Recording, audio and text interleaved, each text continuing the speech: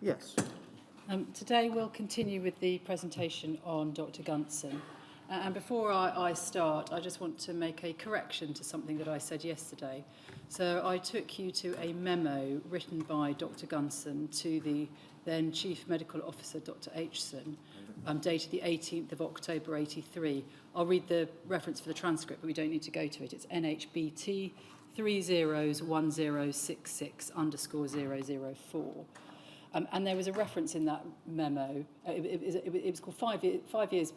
I think it's called 5 years backwards and 5 years forwards or something like that. And there was a reference in the memo to Dr. Gunson having brought some information to a consultant advisors meeting earlier on about AIDS. And it's been pointed out to me, and I made a submission that it was clear from that document that Dr. Gunson had provided some advice to Dr. Aitchison about AIDS previously, and it was pointed out to me that Dr. Aitchison had actually only been in post since the 1st of October 83. So while advice may have been given to the Chief Medical Officer, it may not necessarily have been Dr. Aitchison, depending on when that meeting took place. And I'm afraid I haven't been able to find. Well, I think my memory is, because I wondered about his being in post at the time, that he signed it Chief Medical Officer Designate, I think. But this is purely from memory, so I may be confusing it with another document.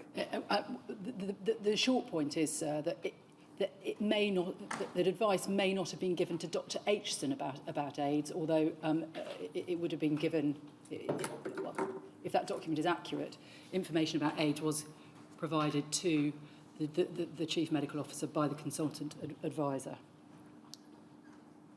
Yes. So I just want to go to a couple of documents before I pick up on the AIDS testing issue. The first one is WITN 2050047. I made a note at the time, actually, that he was CMO designate, as how he described himself. Thank you. This is NHBT 1066_004. Yes. The 18th of October, Act 83. Exactly, yes. Yep. Thank you. So this is, if we could go to page 2 of this, please. This is an entry from the British Medical Journal, 12th of September 1987. And on Tuesday, when I was doing a presentation in relation to the history and structure of the blood transfusion service, I read extracts from the letter we see on pages 1 to 3 of this document from Professor Cash. And I don't intend to go back over that, but in short, Professor Cash described the National Blood Transfusion Service as a fragmented and disorganised shambles. What I didn't refer to then, but do now, are the responses to that article. And there's one response which we see at page 5. And we can see at the top there on correspondence, it's the 19th of September, so this is a week later. And we can see that there is a letter there, Sir, the Blood Transfusion Service and National Health Service. And if we go over to the following page, we can see right at the top that that is a letter from E.L. Harris, Chairman of the Advisory Committee on the National Blood Transfusion Service in the Department of Health and Social Security. I'm not going to go into that letter, but below that, we can see there's another letter, and if we go over to the top of the middle column, we can see that that's a letter from Dr. Gunson while he was Director of the Manchester North Western Regional Transfusion Service. And I just want to draw your attention, sir, to that. And just read out some short extracts from that.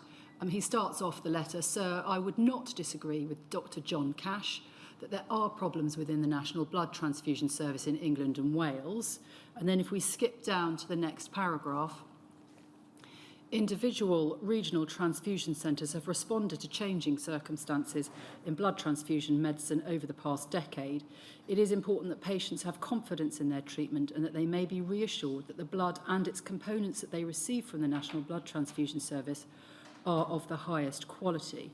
And then again, skipping down to the next paragraph, Dr. Cash describes the National Blood Transfusion Service as a fragmented and disorganised shambles. This is hardly an apt description of a service that provided an increase in available blood supplies of 23% between 1975 and 1985, and an increase of several 100% in platelet concentrates. And then again, skipping down to the next paragraph at the bottom of that column, there may be organisational shortcomings in the National Blood Transfusion Service that lead to operational difficulties from time to time. But these are being addressed, and I am confident that a solution will be found. Dr. Cash, however, presumably to drive home this argument, exaggerates. The danger inherent in his comments is that they will lead not to rational debate and improvements, but to a loss in confidence in the transfusion service by hospital colleagues, donors and patients. This is neither justified nor in the interests of the National Health Service. So it's a somewhat measured response to what might be seen to be quite an inflammatory article from Professor Cash. And Dr. Gunson there making it clear that his concern, his primary concern, is to maintain confidence in the blood service. One further document before we get on to AIDS, SHPL 40163_033.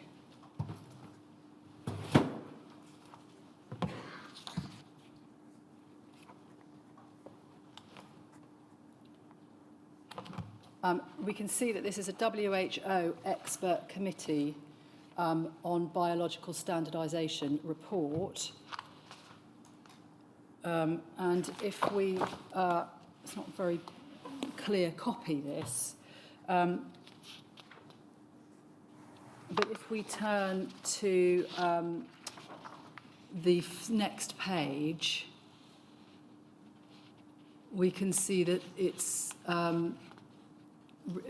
it's an annex to a report, and it's requirements for the collection, processing and quality control of human blood and blood products.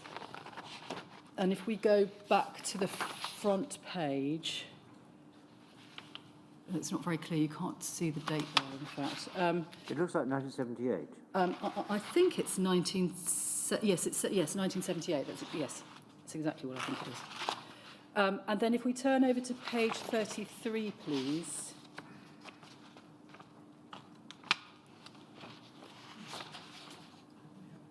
'31, that's why. That's what I meant to say. 31. You can see Appendix 1 list of authors, and about halfway down there we can see that Dr. Gunson, while he was director of the Oxford Transfusion Centre, is one of the contributors to this report, or the annex to this report, which is what we're interested in. And then if we can turn, please, to page 7.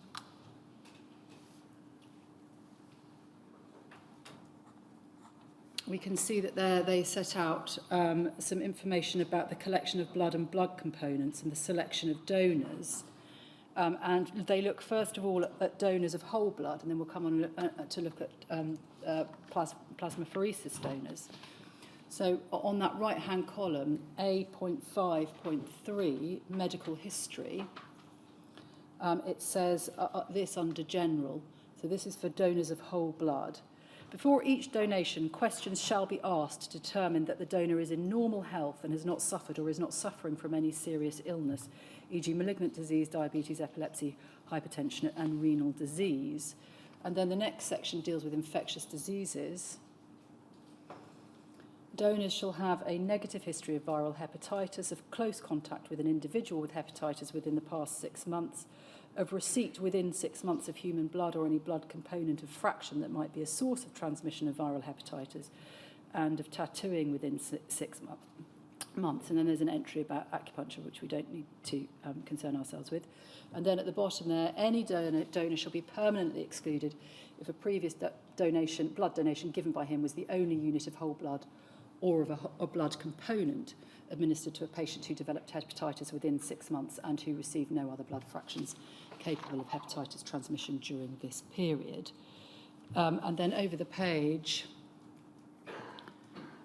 Donor populations showing a prevalence of acute or chronic hepatitis higher than that found in the general population should be avoided for collection, both of single donor products, whole blood and its components, and of plasma for pooling for the manufacture of plasma fractions known to be capable of transmitting hepatitis, such as clotting factor concentrates. Countries with a low incidence of hepatitis should not use whole blood or blood products obtained from source material collected from an area in which there is a high incidence of hepatitis. And then it makes a reference to hepatitis B surface antigen testing.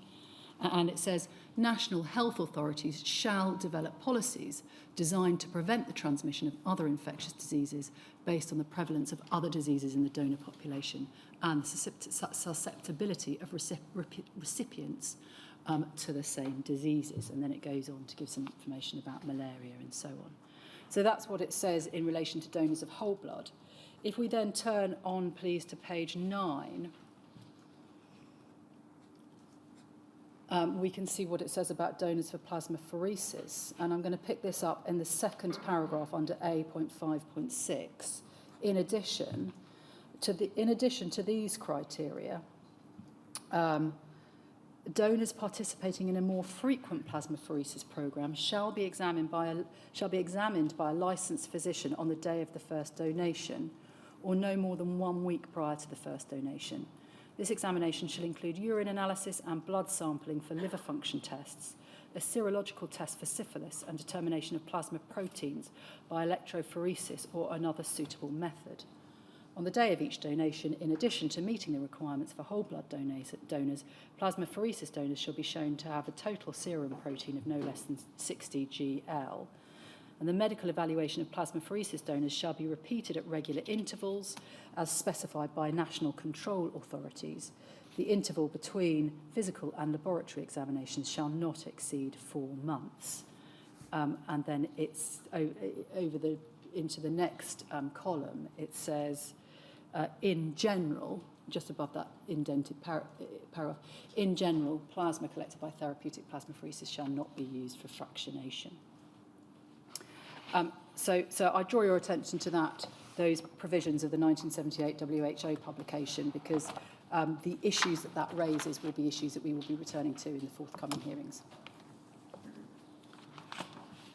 Turning now then to the question of AIDS and testing for HIV, the first mention that we have of Dr. Gunson and AIDS is from an internal Department of Health and Social Security minute from the 16th of July 1982. We don't need to look at that now, but for the transcript, the reference for that is DHSC 302219_009.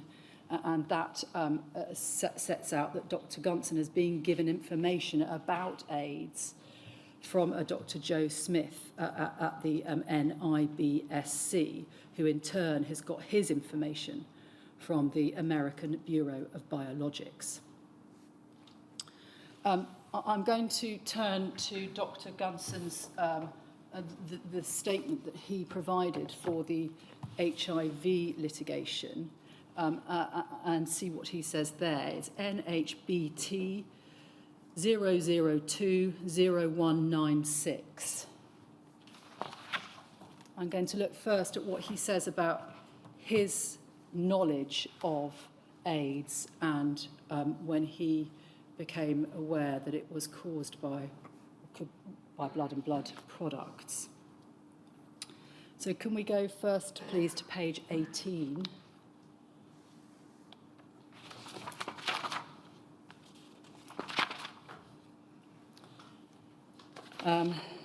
So at the top of that page, he starts that first paragraph. During 1982, it was not, in my view, proven conclusively that factor VIII concentrates were the cause of AIDS contracted by haemophiliacs.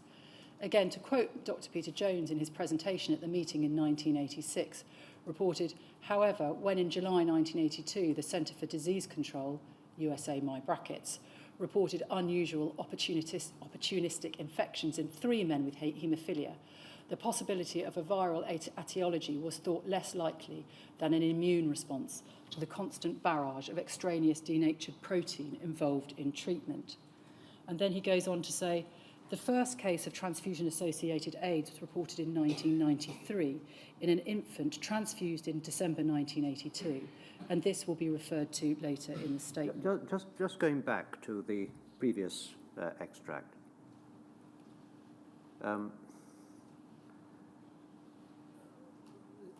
Normally, one would read the last lines after the first sentence as demonstrating that the proposition in the first sentence is correct.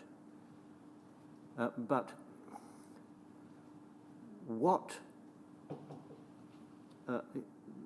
Jones appears to be saying is that one way or another, factor VIII concentrates are the cause. The risk, the cause, the reason why factor VIII concentrates are the cause is more likely to be the constant barrage of extraneous protein than it is a virus. Yes. But he's not saying, as I read this extract, as relied upon by Professor Gunson, he's not saying there's not factor VIII concentrate, so it doesn't seem to follow from the first sentence. I think that's right, sir. I think what he must mean is he agreed that it's not a virus in the blood. So what he's really talking about isn't so much that factor VIII concentrates were the cause of AIDS contracted by haemophiliacs, but that a virus carried by factor VIII concentrates was. That must be right.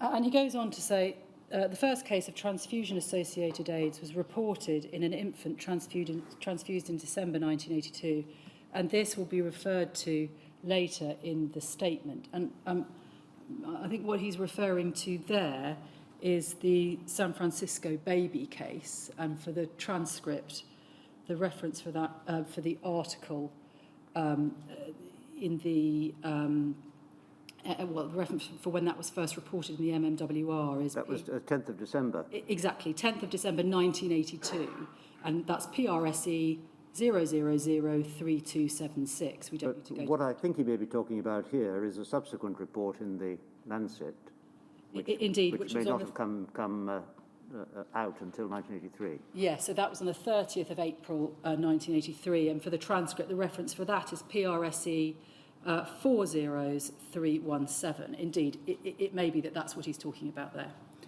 So then we go on over the page, please, to page 19. And a para 92G. And just to be clear, so I think that's Q actually. What Dr. Gunson appears to be doing here is making comments about the particulars of claim in the HIV litigation. That's what I understand the reference to para 92Q to be. During 1982, the correlation between the transfusion of blood and blood products was not proven, nor was it known at that time that a virus caused AIDS, although investigations were being undertaken in this regard. The first proven case of transfusion-transmitted AIDS was reported in 1983 in an infant given a transfusion of blood and blood products in December 1982. And then he goes on, could we then go on to page 27?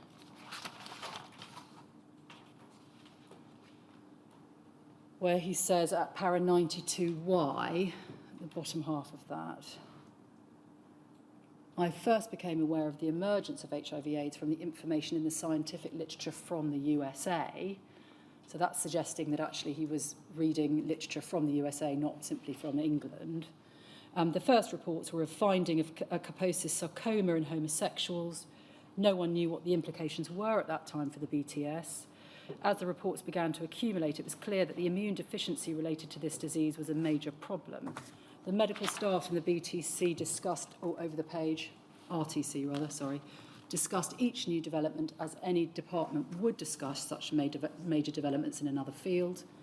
In 1983, as soon as we knew that this virus was transmissible by blood products, we were aware that the disease would have a major impact on the work of the blood transfusion service. And then he goes on in the next paragraph to talk about keeping himself informed by reading scientific literature, attending meetings, going to seminars and teaching sessions and so on. And then he says at the next paragraph, I first suspected the link between haemophiliacs and AIDS during 1982, when there were instances of haemophiliacs contracting immunodeficiencies. However, it was not known at that time that AIDS was caused by a virus, and when this was established, it was thought initially that the AIDS virus was not so virulent in haemophiliacs, and only 1% of those who had HIV seroconverted would develop AIDS.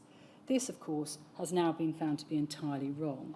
There were times until the proof that AIDS was a viral infection, that it could be transmitted by blood products, that I doubted the link with haemophiliacs. Other colleagues, this is over the page, that I doubted the link with haemophiliacs. Other colleagues also had these doubts. And then he goes on to say, before the emergence of its cause by a transmissible virus, other theories were put forward for the origin of AIDS in homosexuals.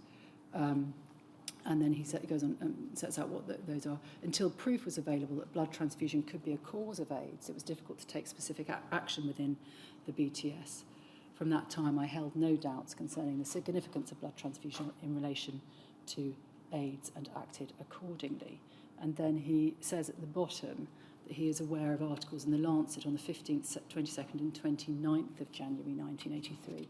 I don't intend to go to those, but I'll just read into the transcript the references of those articles. It's PRSE 0003790, PRSE 0000315_021, and RLIT 40201.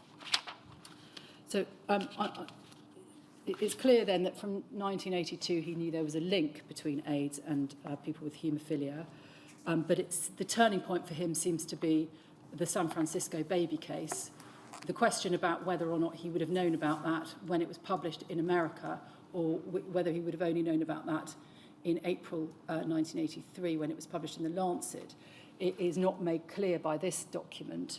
But if we go on to look at another couple of documents, it may assist you, sir, in coming to any conclusion in relation to that, should you need to. So the next document is NHBT 0039762_031.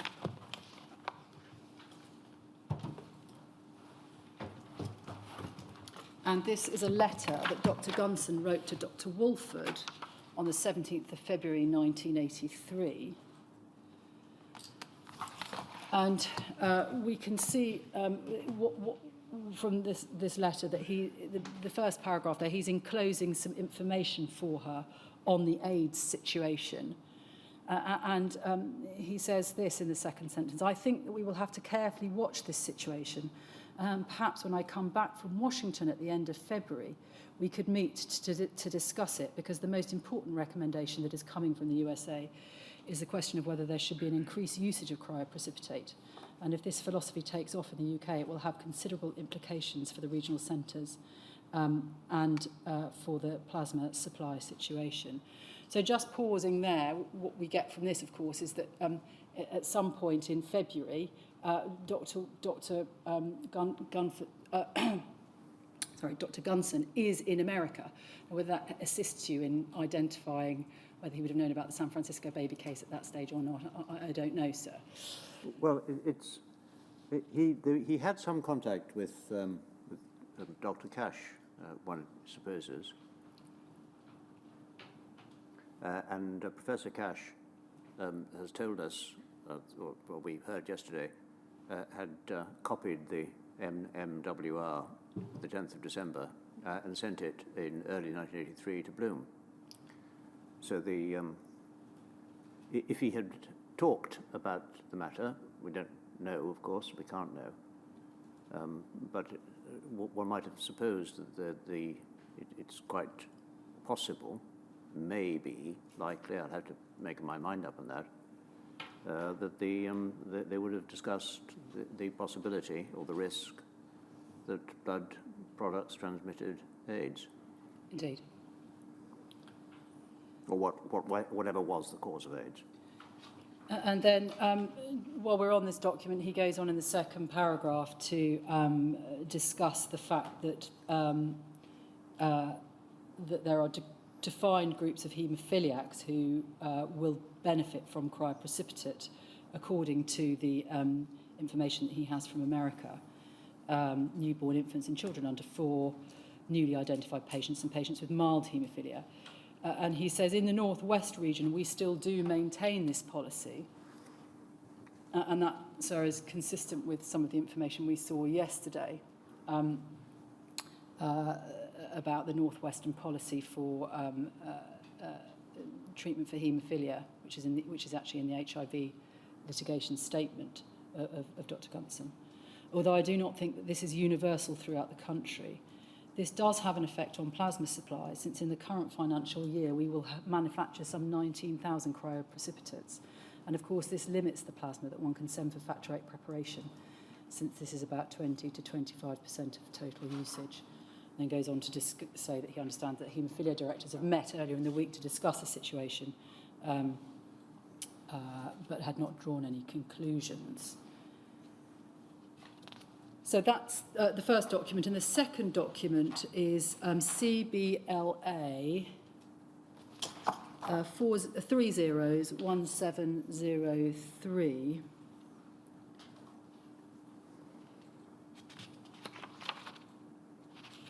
And this, if we go, we can see this is the Working Party on Transfusion-Associated Hepatitis, 27th of September 1982. And we can see that Dr. Gunson is the chairman of that meeting. And then if we go over to page 2, under paragraph 5, we can see at the bottom there, we can see this is a report produced by Gunson, Dr. Gunson and Dr. Barbara on the 28th of April 1983. And we can see under 5, he says the Working Party has followed carefully the information from the USA on AIDS and has considered the recommendations with respect to donor screening and use of cryoprecipitates. To date, there have been no cases reported following transfusion of blood or blood products. It has been agreed that until further information is available, the Working Party will not recommend changes to present practices for donor selection or use of blood products. There's a slightly odd entry with that date on it. But perhaps if he'd only seen the report in the Lancet on the 30th of April, this predates it by 2 days. Well, it may mean no cases in the UK. It may do. Because there had been cases reported in the United States. Indeed. And that he plainly knew and would have been taken to know. So this must, I think, mean we haven't had a case in the UK which suggests that the route of infection came through transfusion or infusion of a blood product. There's no other sensible reading of that, because it simply ignores so much of the information that was coming from America. I mean, it's a very crude way of putting it, is saying, well, this is a problem in the United States. Yes. For now. Yes. Then if we go to PRSE 301182, moving forward a few days to the 5th of May 1983, what we've got here appears to be a note, and it's not clear who took the note, but a note taken, in fact, it is clear who took the note, but forgive me, it's a note taken on a telephone discussion with Dr. Harold Gunson on AIDS. And if we go to the bottom, we can see DBL McC. So I think that is Dr. Brian McClelland, who was the director of the Edinburgh Edinburgh Transfusion Centre. And the telephone discussion seems to be Dr. Gunson setting out to Dr. McClelland what the Department of Health and Social Security's stance on AIDS is. So DHSS does not plan to take any drastic measures with respect to restricting imports of American Factor VIII. The following actions have been discussed by HG with the department in relation to the approach to UK blood donors. Add to the donor questionnaire more specific questions to elicit shivering, general malaise, unexpected weight loss. No changes in the routine physical assessment of the donor is proposed.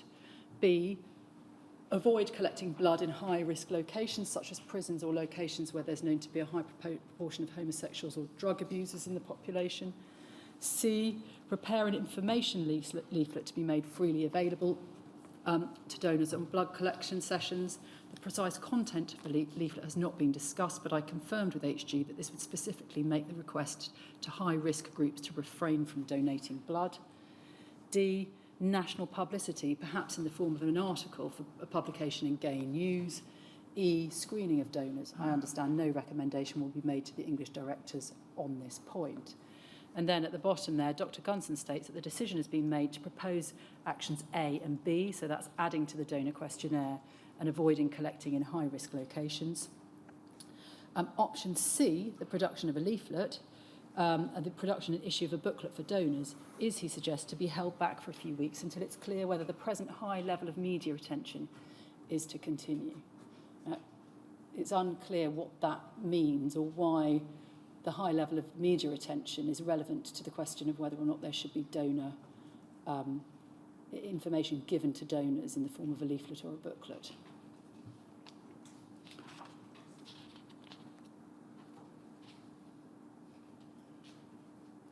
But if we read that that note, that document, together with NHBT 301067,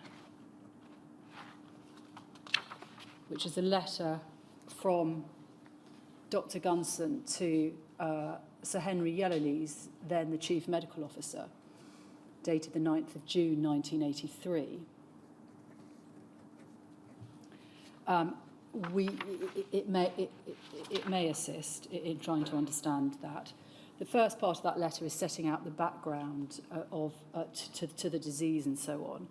And then he sets out at the bottom of that first page what the policy decisions are. First of all, one, to ensure that persons in a high-risk group with respect to AIDS are not enrolled as blood donors. And he says to achieve that, regional transfusion directors, with the agreement of senior medical officers at the DHSS, have prepared a pamphlet which gives information to donor on AIDS and asks those persons, over the page, in high-risk groups not to donate blood. Additional questions are to be asked of donors with respect to their health, but it's unanimously agreed that the sexual practices of donors cannot be questioned directly. And two, it goes on to talk about the factor VIII concentrate, that approximately half of that used in treatment in England and Wales is derived from American plasma. And he says the press have been keenly interested in this aspect, and there is, in my view, no alternative to the continuation of this policy in the short term. And then below, the next paragraph down, he says this: AIDS is not a major problem in this country at present, and frankly, we do not know whether it will be in the future. However, it is being taken seriously in European countries, and the ministers of the Council of Europe are to be asked to approve recommendations designed to minimise the effects of AIDS. These recommendations are not, in general, incompatible with the measures being taken in this country. And then he goes on to say this: although the situation with respect to the transfusion of blood products and the incidence of AIDS has been closely observed by the transfusion service for some time, it has to be admitted that press publicity, albeit some of it ill-informed and alarmist, has resulted in a reconsideration of this problem and the formulation of the policy outlined above. So that letter would suggest that part of the driver, in any event, of the measures that were taken was press coverage.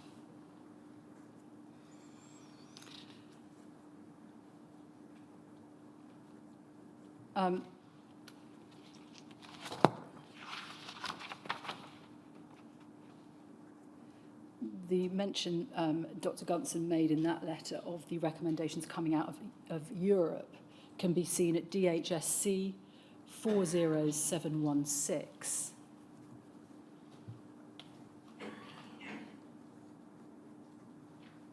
So this is a letter from Dr. Gunson to Dr. Walford, dated the 16th of May 1983, in which he's reporting his participation in the Council of Europe meeting that he had just attended. And he says in the third paragraph down, with respects to AIDS, there was a long discussion, and I append a copy of the summary report for most of the European countries, and then sets out what was happening in Belgium. And then at the end of that paragraph, most countries reported additional cases following the preparation of their reports, but there are very few cases following transfusion, even in West Germany.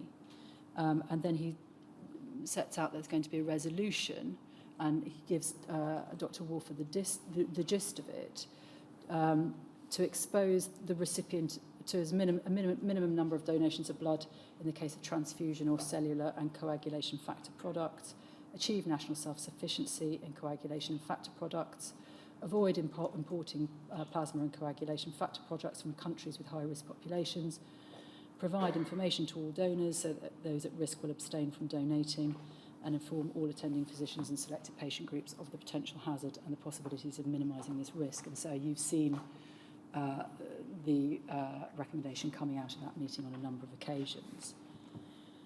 And then he says this: you can see what they are leading to is the greater use of cryoprecipitate. And we saw 2 years ago that this tends to be the standard product in many European countries. Although I put forward the UK view of this product, the consensus was against us. Like you, I do not think BPL could change to a freeze-dried cryo rapidly, and the logistic problems would be considerable. The CBLA is going to have to consider the interim period before the completion of the new plant very carefully, and I'm not sure yet, until I can give the matter more thought, what would be the best solution. Fortunately, everyone here was in agreement that it was vital to present a balanced view of this problem and to avoid emotive overreactions, my phrase, which will appear in the report of the meeting. Now, while he was at that meeting, the regional transfusion directors at their meeting on the 18th of May 1983 decided to create a pamphlet explaining AIDS to donors and to put some publications in the newspaper. We don't need to go to that, but it's CBLA 301707, and it's unclear because Dr. Gunson wasn't attending that meeting. He was at the meeting in Europe. What input and what consultation there was with him in relation to that decision.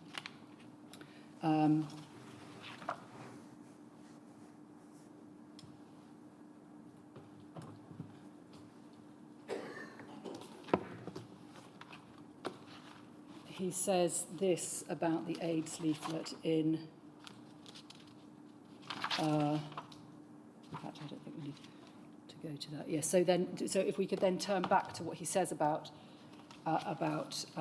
this in his HIV statement, which is NHBT 0020196_001.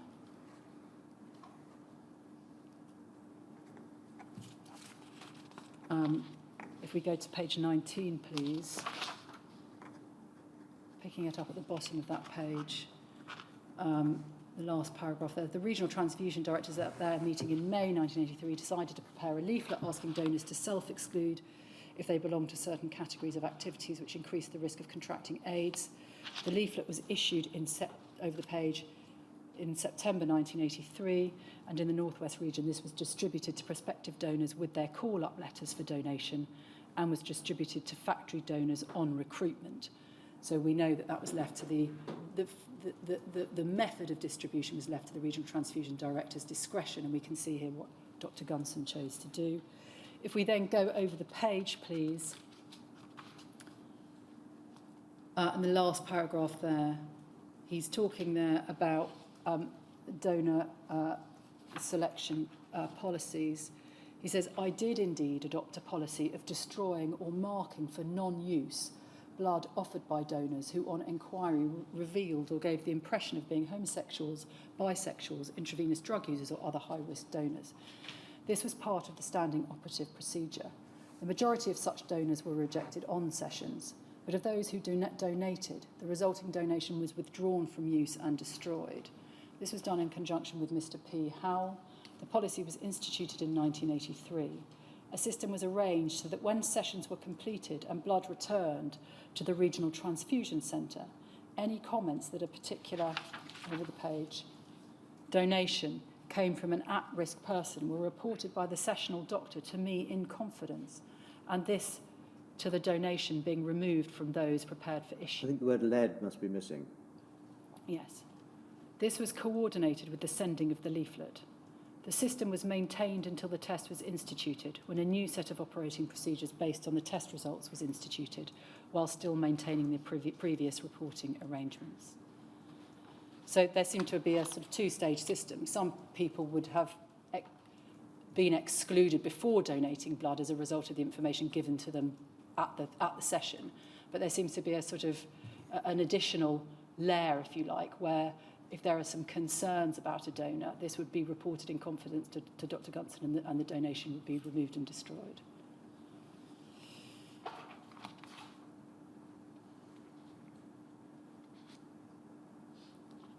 I'm going to move now to 1985, and can we look please at CBLA 301989.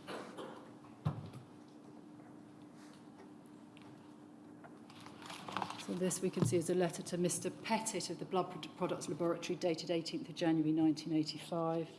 And if we look at the bottom there, we can see it's from Dr. Gunson. And this is a letter in relation to heat-treated product. So what Dr. Gunson is there saying is that it had been decided in the region by that date, by 18th January 1985, that all commercial factor VIII concentrate to be used from the present time will be heat-treated. However, it's not yet clear whether we will be able to maintain a haemophilic therapy on heat-treated material, since it will depend upon the number of emergencies that are admitted between now and the 1st of April. Routine non-urgent surgery on haemophiliac patients has been postponed until supplies of heat-treated material become more readily available. He therefore says he's reviewed the stocks of untreated material held at the centre and doesn't want any more of that because he doesn't want to incur wastage in the future. So therefore he cancels the allocation of untreated material that was going to be sent to him, but says that he would still like his allocation of heat-treated material, and makes it clear that if they run into difficulties, they may have to order some unheat-treated material in the future. And then he says at the bottom, as you can imagine, with the suspension of surgery, there will be a build-up following April, and I think we will be able to receive the number of bottles which you would then allocate to us subsequent to the availability of heat-treated material following 1st April 1985. I recognise, of course, that this will not be the same number of units due to losses during heating. So that suggests that there was a policy of suspending surgery in the Northwest region.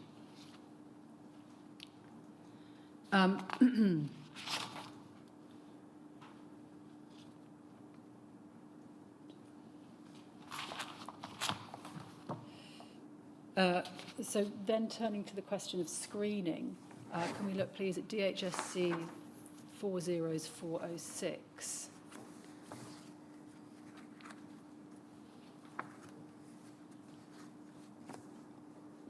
We can see here, this is a report from the Working Party of the Regional Transfusion Directors Committee on screening of blood donations for anti-HTLV3 in regional blood transfusion centres. And we can see that Dr. Gunson is a member of that working party. And we can see at paragraph 2 that the contents of this document have been approved at full meetings of RTD directors committees and SMBTS directors committees. And we can see at 3 that it says what it says about introduction of a screening test. It was agreed that routine screening tests for anti-HTLV3 should not be introduced until the following had taken place.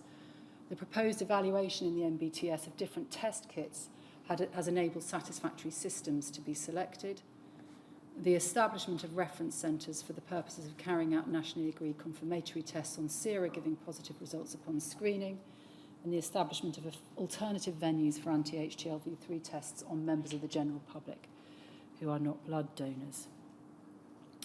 And then it says it was further agreed that the introduction of anti-HTLV3 testing in regional transfusion centres should take place throughout the UK over the shortest period practicable following the agreed starting date. And then the document sets out the process that will be undertaken during the screening procedure. What will happen if somebody tests negative? What will happen if there is a positive reaction to the test? If we go, can we go over then to page 3? The procedure for the healthcare of donors. All donors will be notified before donating by being sent or given a leaflet that their donations will be tested for anti-HTLV3. Donors will be asked to confirm that they agree to the test being carried out.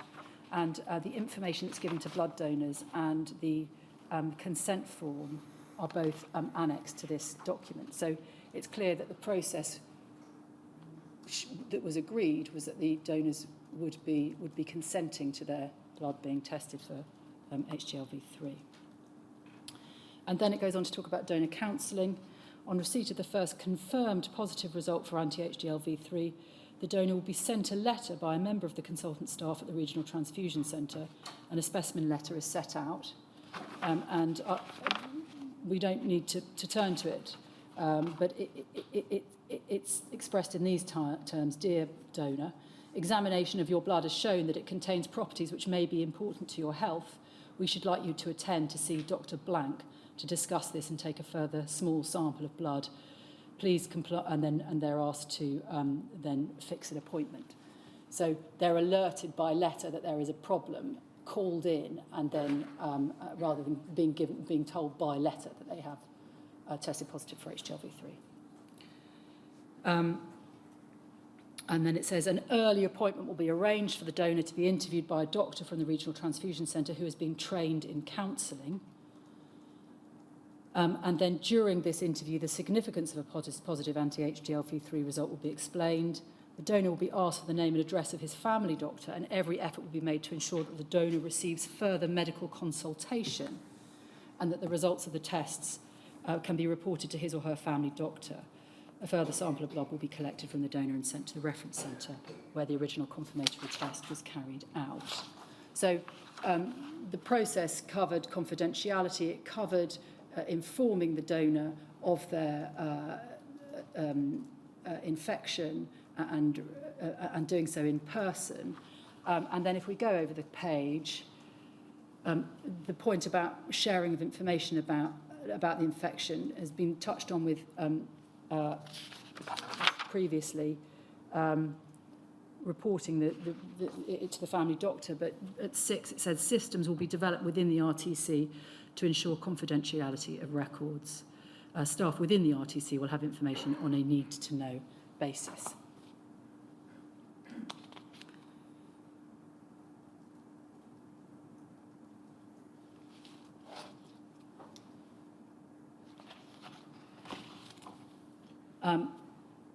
We can then see, so that's the national policy. We can then see a document that relates to the policy implemented in Manchester, NHBT 0113679.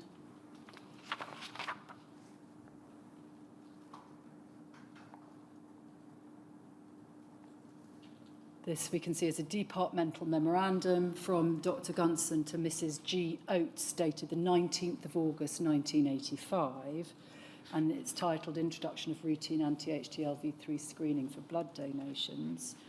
And it says at the beginning, it makes it clear that the DHSS has written to the regional general managers asking that financial provision be made for screening for anti-HTLV3. the Northwest region created a reserve for this purpose. So this suggests that there was no central funding for HDLV3 testing. It then goes on to talk about the fact that the test kits are being evaluated, including at Manchester, but results of those evaluations are not yet ready, but it's hoped to commence routine screening throughout the UK by October 1985.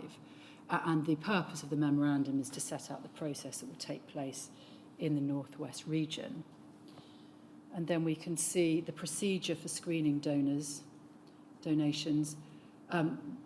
Reference is made to the leaflet that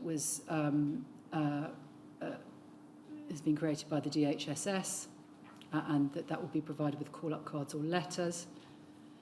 Then if we go down to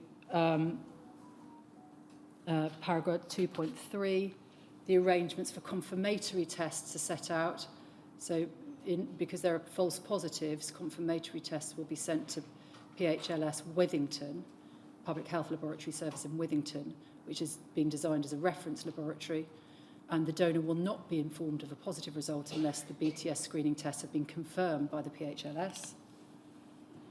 And then the initial contact with a donor, 2.4, whose positive result has been confirmed, will be made by a doctor of the BTS who has had special training in counselling for such an event. To this end, I've arranged for Dr. Douglas Lee of Lancaster and Dr. Vanessa Martlew of Manchester to attend a course for consultants at St Mary's, let me go over the page, Hospital Paddington. The course has been specially designed to cover the problems involved in informing donors that they are anti-HDLV3 positive. On their return, they will hold meetings to impart this information to other medical staff in the transfusion service. And after this initial interview with the donor, provision will be required for the donor to attend a specialist outside the BTS for further advice and treatment if required. I understand that the RHA are considering the provision of such services through the ad hoc committee chaired by Professor Longson. It then goes on to talk about confidentiality of records within the transfusion service. And then at 2.6 it says this: alternative venues for anti-HDLV3 tests. It's important that by the time the BTS is ready to commence screening of blood donations, that facilities are available for persons other than blood donors to have samples taken for HDLV3 tests. If this is not available, there is a danger that such persons may ignore our request to avoid donating blood and present as blood donors just to find out if they are anti-HDLV3 positive. This may have the effect of rendering the blood supply less safe than at present, since there could be a percentage of those persons who have the virus in their blood but who have not yet developed the antibody, which is all we can detect. Such bodies would be regarded as safe for use and yet be infective. So we can see the plans being made by Dr. Gunson in August in advance of screening coming in for his region and all the different elements at play there. If we can then turn, please, to NHBT 304296.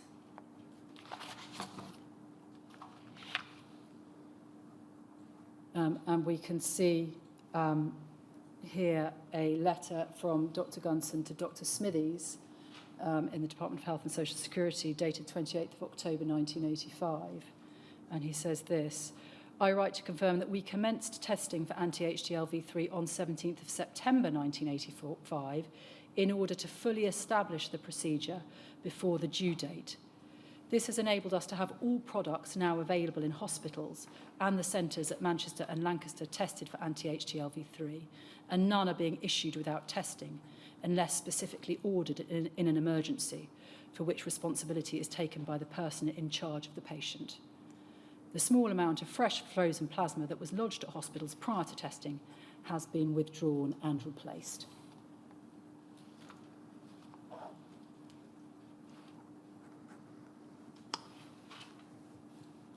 And then if we just turn back to his statement for the HIV litigation, NHBT 0020196_001.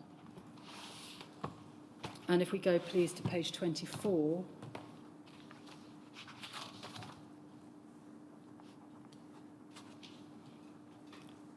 at the bottom of that page, when anti-HIV screening was commenced on 14th of October 1985, so he's giving there the national date, all other donations held in the RTC and Lancaster Centre were tested, so that all blood issued from that day had been screened for anti-HIV. And then if we go over the page, there was still blood in hospitals which was untested on this date, but the hospitals usually only had 2 to 3 days' supply, and so we were sure that tested blood would soon become exclusively available in this region.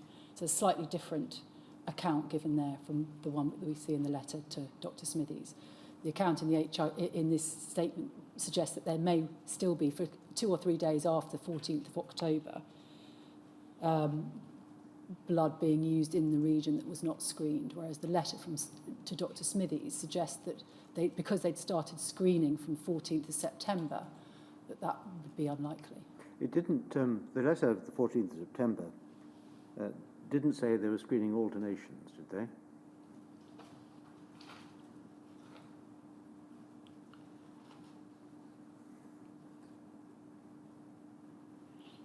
No, that is true. That is correct. Yes. So it's not necessarily inconsistent. Having looked at that again, so I think you're right about that. The two can be read in a consistent way. Yes.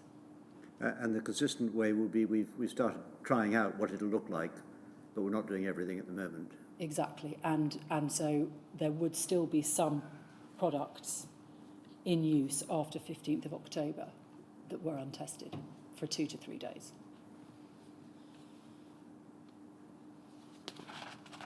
And then just lastly on AIDS and HIV, can we go please to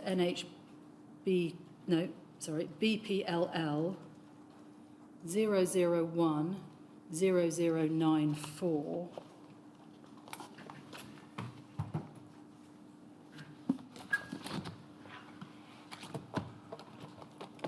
And if we go to page 2 of that document, please. We can see that this is a minute of a meeting of experts to advise on the disposal of the plasma stockpile at the BPL Elstree, held on the January the 16th, 1987. And we can see that Dr. Gunson was one of the attendees of that meeting. And if we look at what it says at Chairman's introduction, Dr. Abrams from the chair explained to the group that they were being asked to advise DHSS on the disposal of the stockpile of 50 tonnes of fresh frozen plasma and 126 tonnes of time-expired plasma presently held in cold storage at BPL and untested for HIV antibody. He asked that the group should give advice based on the scientific principles and leave financial resource and political considerations for DHSS consideration. And then it goes on, feasibility of retrospectively validating FFP, fresh frozen plasma. Dr. Gunson tabled a paper which reported the results of a feasibility study to determine whether the current HIV antibody status of donors who had contributed plasma to the FFP stockpile could be determined. He concluded that 65% to 70% of the sample of single donations of FFP examined was obtained from donors who had donated again after 14 October 1985 and who had been found anti-HIV negative. And so there was then a discussion about whether or not, if you could identify which donations they were, you could release those for use.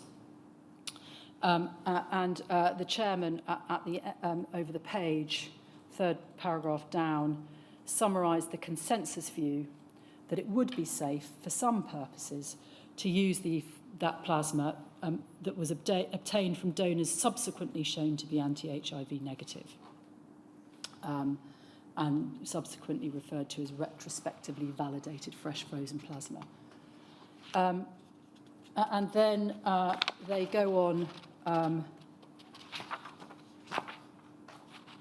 over the page to, they then consider what use the retrospectively validated fresh frozen plasma could be put to. And Dr. Gunson, if we look down at paragraph 5 at the bottom of there, Dr. Gunson felt that since the plasma would effectively have the same status as normal donations, it should be used for factor 8 as well as they were having discussion about, as well as for albumin production. And there is a difference of view in relation to that. But they, if we go over the page, agree. I'm sorry. Yes. So, sorry. We're page 4. I've gone one page 2. Go back to page 4. They agree. All agreed. This plasma could be used. If we go up a bit, above 7. All agreed this plasma could be used for commissioning the new plant, for which some 15 tonnes of plasma would be required. And they then go on to discuss uses of the unvalidated fresh frozen plasma. And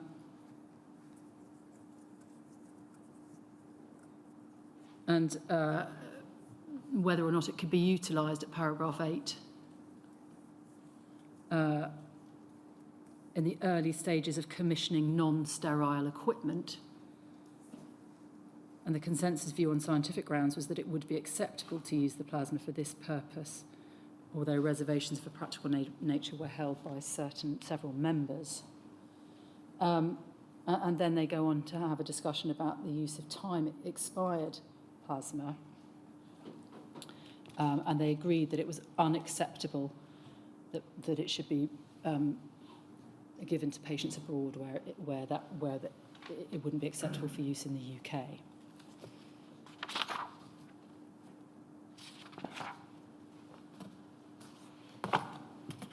So those were all the documents I wanted to draw your attention to about HIV and AIDS. There are many more documents referred to in the written presentation that accompanies this oral presentation.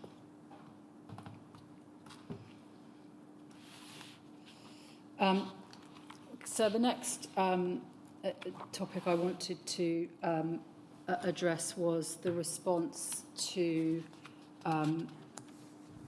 non-A, non-B hepatitis or hepatitis C. And I'm going to refer you to a handful of documents that are relevant to surrogate testing and Dr. Gunson's role and views insofar as we can elicit them on surrogate testing. We know from the documents and indeed from Dr. Gunson's statement for the HCV, for the REA and others hepatitis litigation, which we will be looking at later on today, but we don't need to turn to now, but for the transcript it's NHBT 5026_009, that he and Dr. McClelland made an application in 1981 to the Medical Research Council Blood and Transfusion Research Committee, of which Dr. Gunson happened to be the chair, for a grant to set up a prospective study to investigate transfusion-associated non-A, non-B hepatitis. That grant was refused and the committee was disbanded in 1982. So there were early attempts by Dr. Gunson to study as I understand it, the prevalence of non-A, non-B.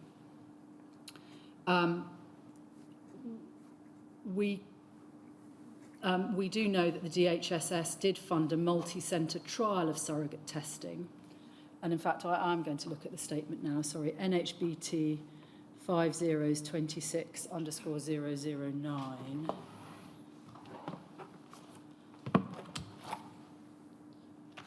And that's the front page of the statement. And if we turn, please, to page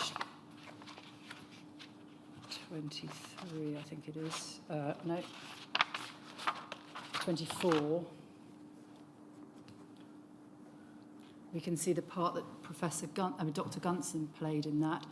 In April 1987, I submitted an application to the DHSS for a grant for a multi-centre study of ALT and anti-HBC screening of donations.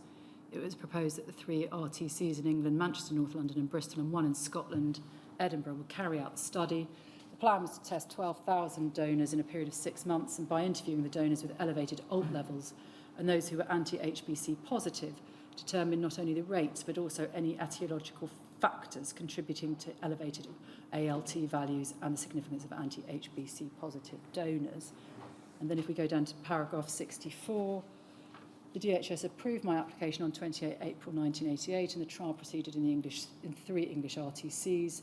3,000 to 3,600 donors were tested for ALT and anti-HBC at each RTC. The study was managed by a steering committee of which I was a member. Chairman was Dr. Marcelo Contreras, also Dr. John Barbara, Dr. Raffat were also involved. We don't need to turn to these now, but for the transcript, the proposal for that study is PRSE 302161, and the results are PRSE 40290.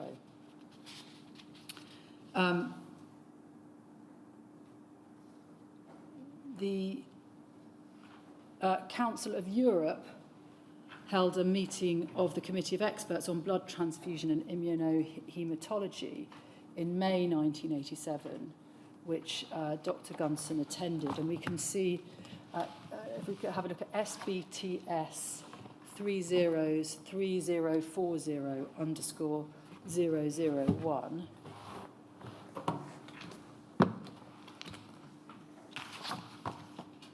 We can see, this is a document which has an extract. You can see the Council of Europe, European Health Committee. If we go down, in fact, extract is below, extract from the report of the Committee of Experts, Blood Transfusion and Immunohematology, 10th meeting, 19th, 22nd of May, 1987.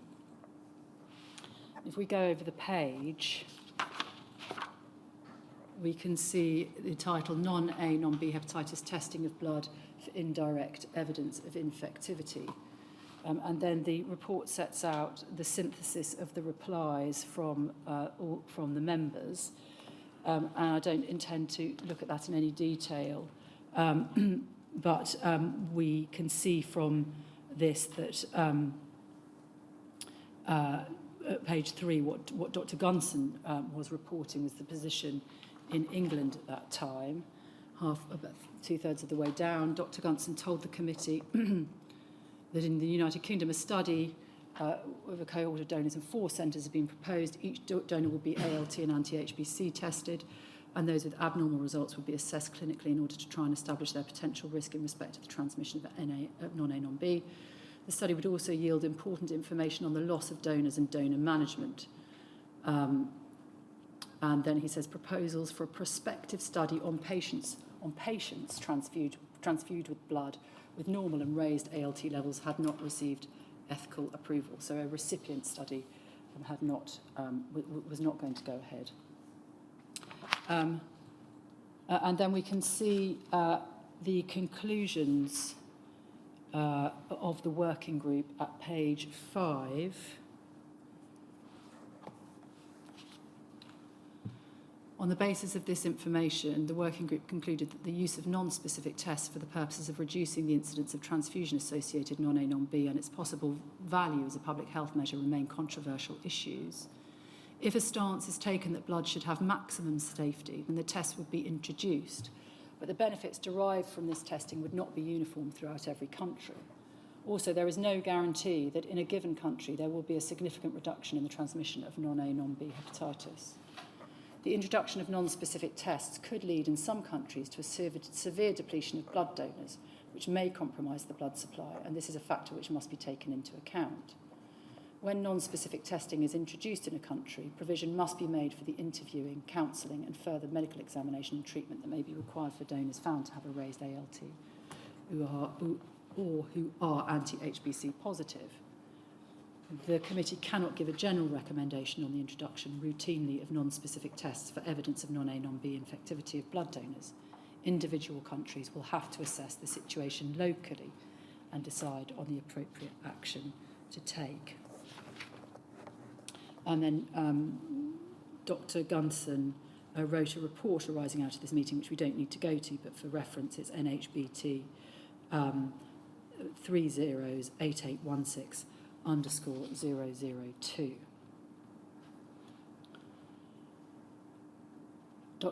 So I'm about to jump forward a couple of years in the surrogate screening story. So I wonder if now is a convenient time for a break. Yes, it is. We'll take a break then until 11:45.